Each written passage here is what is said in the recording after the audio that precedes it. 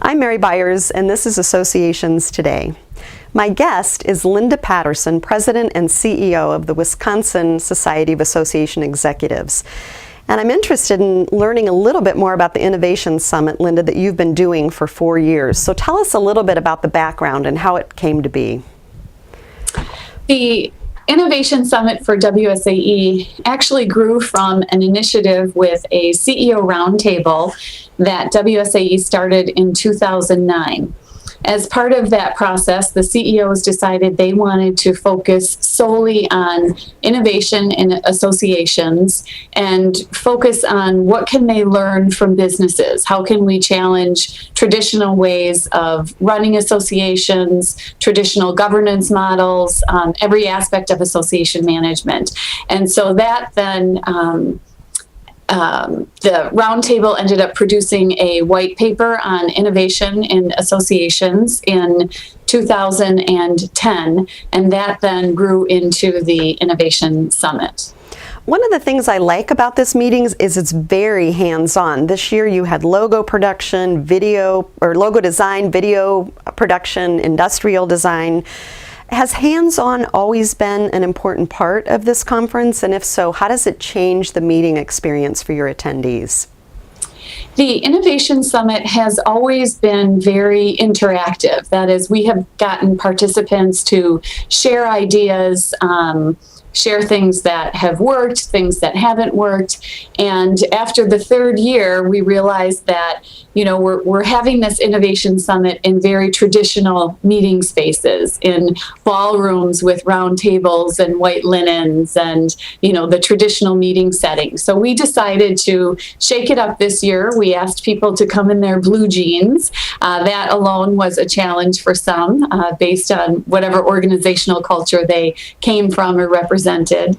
The hands-on workshops were really designed to make people uncomfortable, to pull them out of not only their comfort zone, but get them into spaces that they're not used to. So working together in teams. Again, many people, who weren't comfortable in front of a camera were really happy to kind of push themselves into that uncomfortable space. And we got great reviews. People loved trying something different. And you have a limit. You had a limit this year of 140 attendees. Was that determined mostly by the available space? Was it determined by the fact that you wanted to limit attendance so that people could get to know each other and you could create a more intimate environment? Tell us a little bit about that and talk about the benefits of limited attendance. Mm-hmm.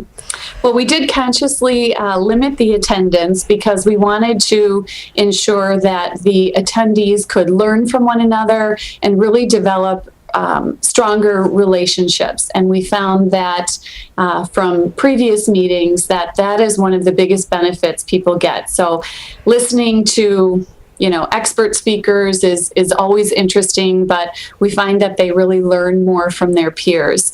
And the way that we designed the workshops, we wanted it to be a number that was manageable so that you would get to know the, 10 or 12 people working on a project with you.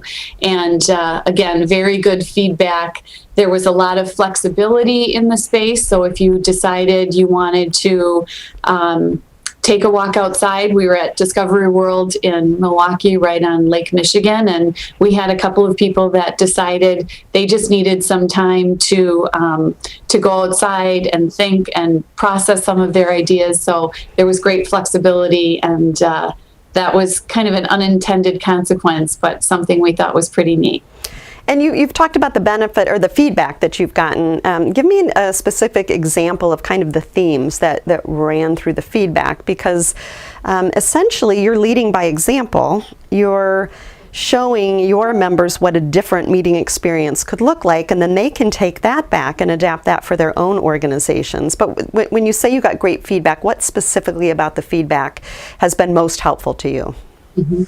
Well, I can tell you, first of all, the WSA board has strongly embraced this concept. So they said, let's use WSAE as our playground, as our lab to do these experiments. So going into it, knowing it was going to be totally different, and the attendees, feedback from the attendees, everything from, as simple as it is, wow, I never get to wear jeans to work. That was really awesome.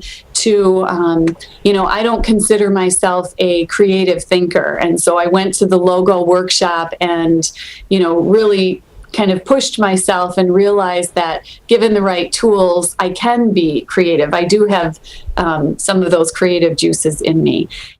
You said earlier that the WSAE board said we want this to be our lab and our playground. So it seems to me that permission giving is an important piece of being able to shake up a meeting. What advice would you give to another association professional that has a tired meeting that maybe needs to be reorganized, refreshed, rejuvenated, and how would you advise they move forward, and what kinds of things should they be thinking about as we wrap up here?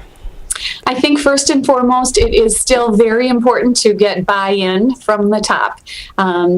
Measure risks that you're taking, understand what the consequences would be, certainly continue to understand your members, their perceptions, and then one of the most important things, I think, is the ongoing promotion and communication. So you keep repeating and repeating your messages so that people know what to expect and they know that it's going to be different, and acknowledge that. Don't have any surprises. Great. That's great advice. Lynda, we appreciate your time today.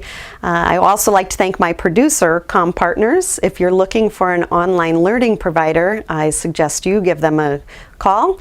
You can reach them online at compartners.com.